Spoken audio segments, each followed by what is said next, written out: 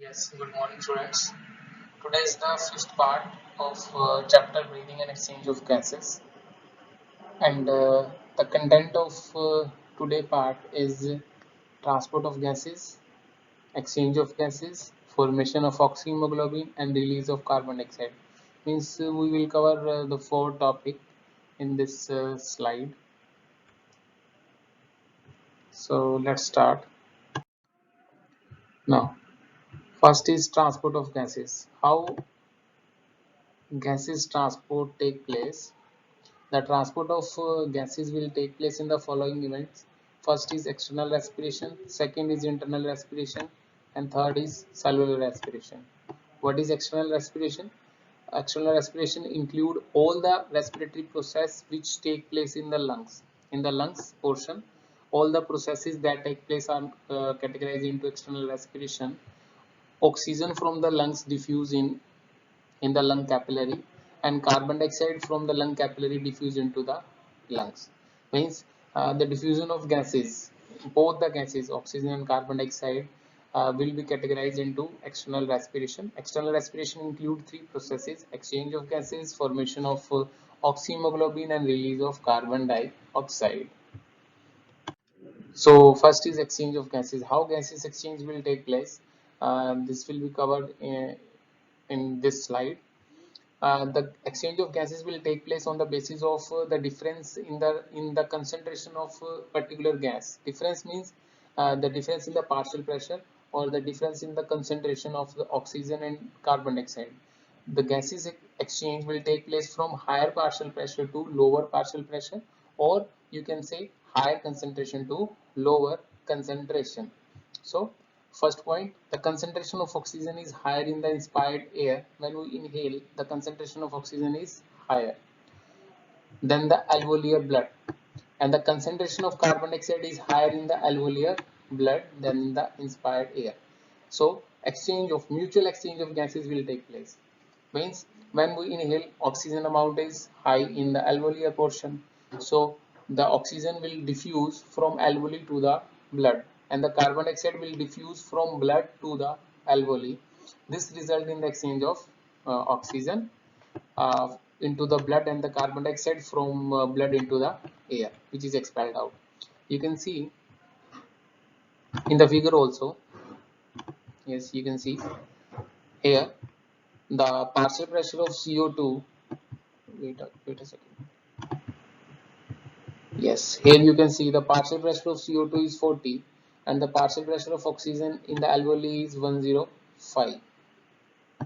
Okay, and the deoxy blood contain partial pressure of carbon dioxide is 45 and partial pressure of oxygen is 40 in deoxy blood. So exchange of gases will take place, and when the blood intake the oxygen, or you can say when the oxygen is transferred into the blood, then the blood is known as oxygenated, and the value of oxygenated blood oxygen is near about 100, and the carbon dioxide is 40. And then this will move towards the, you can say, body system, and here in the body system or the organ, the exchange of gases will take place. Means according to the partial pressure, from high partial pressure to low partial pressure, gases exchange will take place.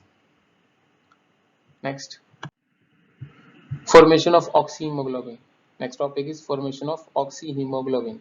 The oxygen molecule will combine with the hemoglobin to form oxyhemoglobin. Yes, hemoglobin is the respiratory. Just wait a second. Yes, hemoglobin is the respiratory protein pigment. It forms an unstable oxyhemoglobin molecule. Here you can see in hemoglobin plus oxygen combined to form oxyhemoglobin.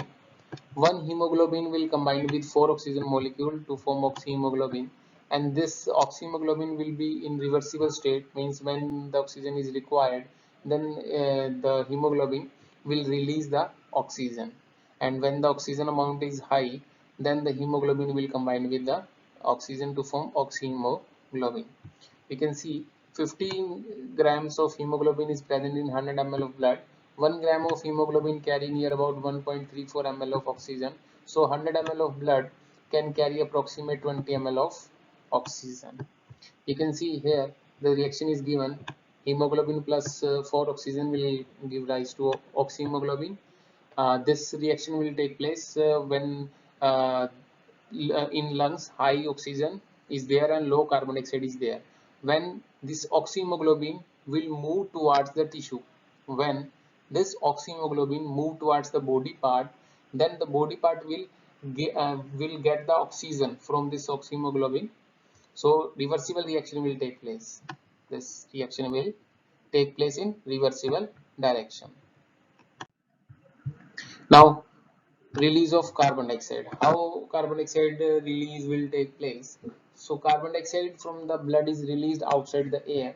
Carbon dioxide is brought by the blood from the tissue in the form of sodium and potassium bicarbonate. Some amount of carbon dioxide is also carried out in the form of carbaminohemoglobin. Means some amount of carbon dioxide is you can say transported in the form of bicarbonate, and some amount of carbon dioxide is transport in the form of carbaminohemoglobin, and this will release the carbon dioxide from the body to the outside organ.